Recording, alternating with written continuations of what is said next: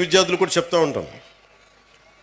సుగాలి ప్రీతి అనే ఒక పాప 14 ఏళ్ల బిడ్డ స్కూల్కి వెళ్ళి అమ్మ నేను స్కూల్కి వెళ్తున్నాను తిరిగి వస్తానని చెప్పి వెళ్తే ఆ బిడ్డ ఇప్పుడు ఇంటికి రాలా, స్కూల్లో చనిపోయింది.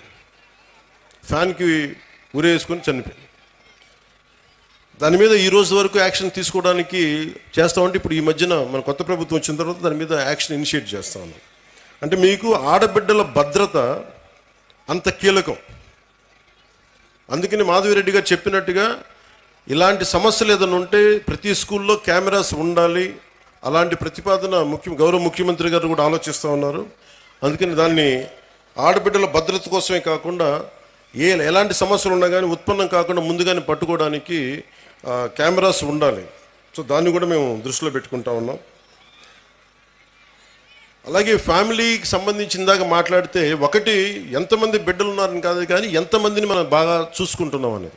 తల్లిదండ్రులు ముఖ్యంగా మీ బిడ్డలు ఏం చేస్తున్నారు, సరిగ్గా ఉంటున్నారా లేదా. నాకు తెలుసు మీకు కష్టాలు ఉంటాయి, మీకు ఇబ్బందులు ఉంటాయి, కానీ వీటన్నిటిని మించి మనం బాధ్యత తీసుకోకపోతే మనం కనీసం ఒక 10 నిమిషాలు మీరు చూసుకోవట్లేదని కాదు కానీ మీరు కొంత సమయం కేటాయించి ఒక దృష్టి పెడితే మీ బిడ్డలు ఎక్కడున్నారు, ఏం చేస్తున్నారు, ఎంత సమయం గడుపుతున్నారు, ట్యాబ్లెట్స్ని సద్వినియోగం చేస్తున్నారా లేదంటే అవసరానికి మించి వాడుతున్నారా, చెప్పిన పర్పస్ కాకుండా దేనికదన్నా వాడుతున్నారా, ఇవన్నీ కూడా మీ దృష్టిలో ఉంటే ఇంట్లోనే కొంత కరెక్ట్ చేయాల్సిన అవసరం ఉంది. తర్వాత స్కూల్స్.